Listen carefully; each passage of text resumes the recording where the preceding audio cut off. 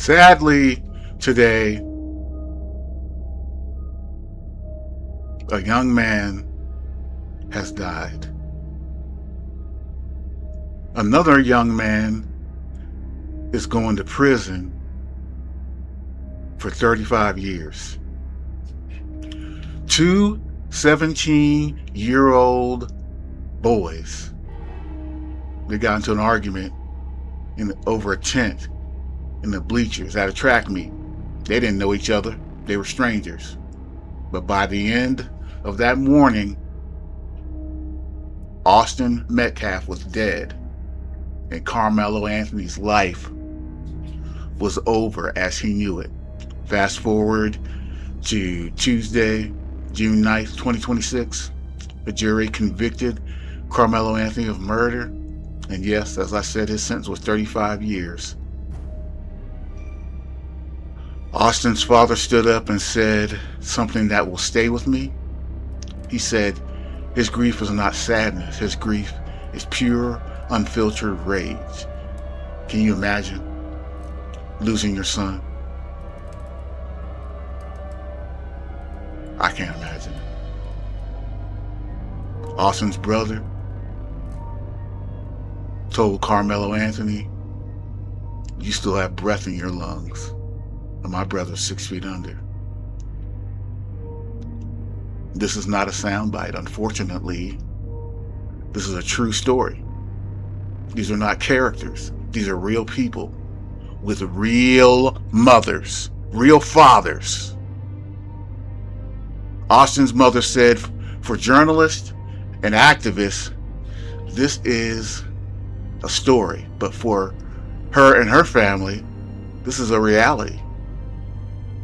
Remember, every morning they have to wake up. Every night they try and sleep. This is not a news cycle. This is their life now.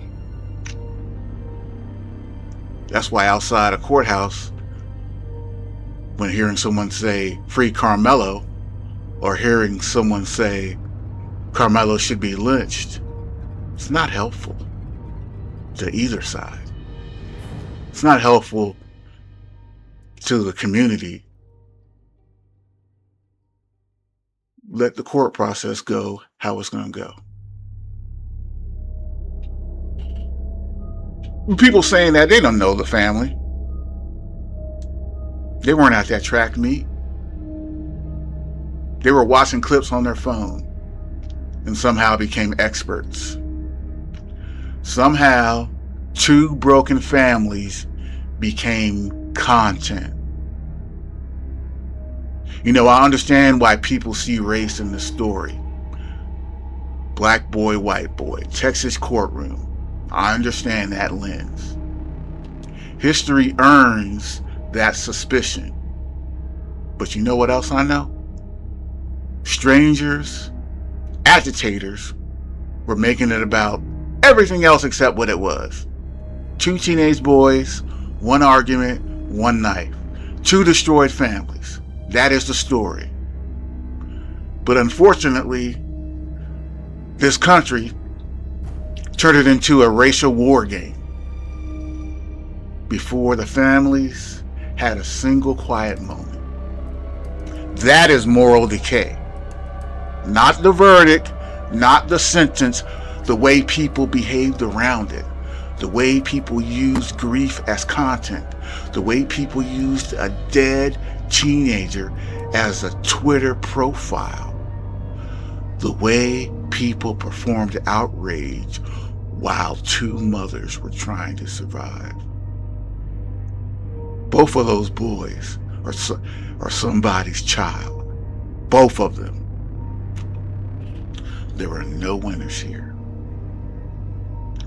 Ecclesiastes 3 says there is a time for everything under heaven.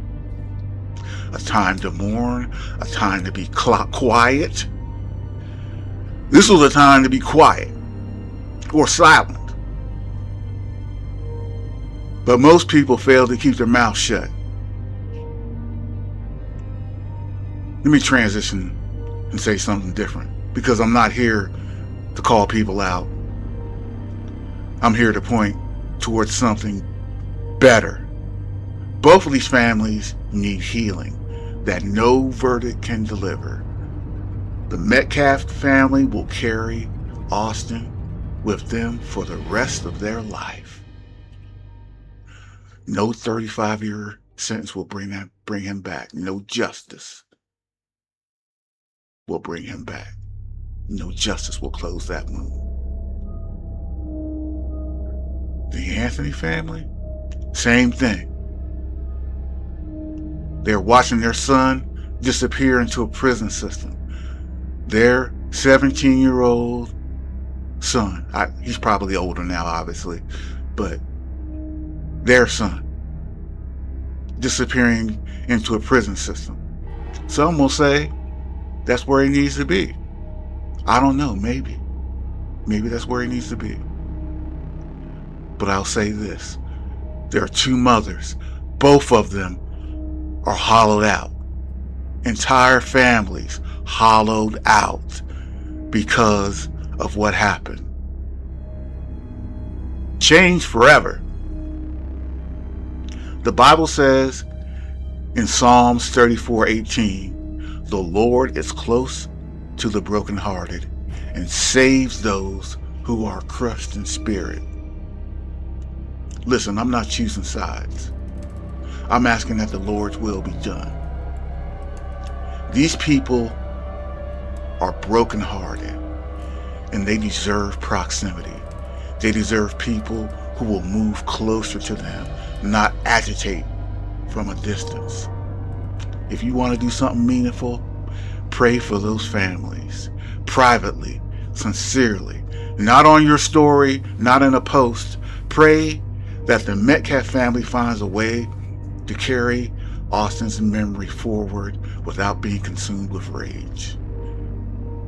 Pray that Karmelo Anthony can reconcile his heart with God and that his family can find peace through what they're going through right now.